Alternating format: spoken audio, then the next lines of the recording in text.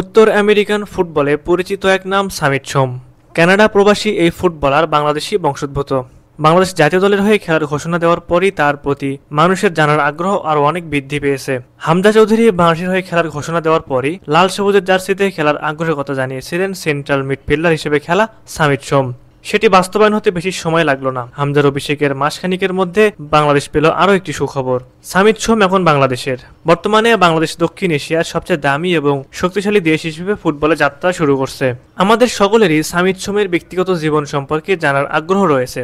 প্রিয় দর্শক, আজকের ভিডিওতে আমরা জানবো সামিত সোমের সংক্ষিপ্ত জীবনী। সামিত সোম জন্মগ্রহণ করেন 5 সেপ্টেম্বর 1997 সালে। তিনি একজন কানাডীয় ফুটবল খেলোয়াড়, যিনি ক্যাভালরি এফসি এর একজন মিডফিল্ডার হিসেবে কানাডিয়ান প্রিমিয়ার লিগে খেলেন। সামিত সোম এডমন্টনে বাংলাদেশি হিন্দু পিতামাতার কাছে জন্মগ্রহণ করেন। তিনি 2003 থেকে 2014 সাল পর্যন্ত এডমন্টন সাউথ ওয়েস্ট ইউনাইটেড এফসির হয়ে যুব ফুটবল খেলেছেন। ইম্প্যাক্টের জন্য খেলার সময় সামিত সোম কনকর্ডিয়া বিশ্ববিদ্যালয়ে বৈদ্যুতিক প্রকৌশলে অধ্যয়ন করছিলেন।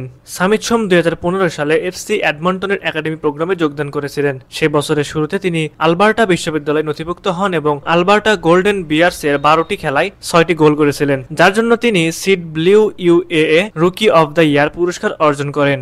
2023 সালের জানুয়ারিতে ক্যাভালরি এফসি ঘোষণা করে যে তারা 2024 মৌসুমের মাধ্যমে সামিত সোমের সাথে চুক্তি স্বাক্ষর করেছে এবং 2025 মৌসুমের জন্য তারা সামিতকে রেখে দিবে ক্লাবে। 2020 সালে এফসি মন্ট্রিলের সাথে খেলা অবস্থায় ডাক পান কানাডার মূল জাতীয় দলে।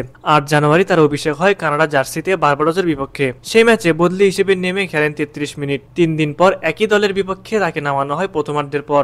বাংলাদেশের হয়ে খেলার ব্যাপারে সম্মত হলেও সহসাই তার খেলা হচ্ছে না। সামিতের বাবা মায়ের বাংলাদেশের পাসপোর্টের মেয়াদ ফুরিয়েছে অনেকদিন আগে। সামিত খেলতে চাইলে প্রথমে তার বাবা মায়ের পাসপোর্ট নবায়ন করতে হবে, এরপর তাকে বাংলাদেশের পাসপোর্টের জন্য আবেদন করতে হবে। এছাড়া ফিফার ছাড়পত্র পাওয়ার বিষয় তো আছেই। সব মিলিয়ে হামজার মতোই একটা দীর্ঘ প্রক্রিয়া শেষেই সামিতের লাল সবুজে খেলার স্বপ্ন পূরণ হতে পারে। ট্রান্সফার মার্কেট অনুযায়ী বর্তমানে সামিতের বাজার মূল্য 2 লাখ ইউরো, বাংলাদেশি টাকায় যার মূল্য কয়েক কোটি টাকা। প্রিয় দর্শক, সামিত সোম সম্পর্কে আপনারা অনেক অজানা তথ্য জানতে পারলেন। হয়তো অনেক তথ্য এখনো অজানাই রয়েছে। আপনারা আপনাদের সামিত সোম সম্পর্কে জানা ও অজানা সকল তথ্যগুলো আমাদের কমেন্ট বক্সে জানিয়ে দিতে পারেন।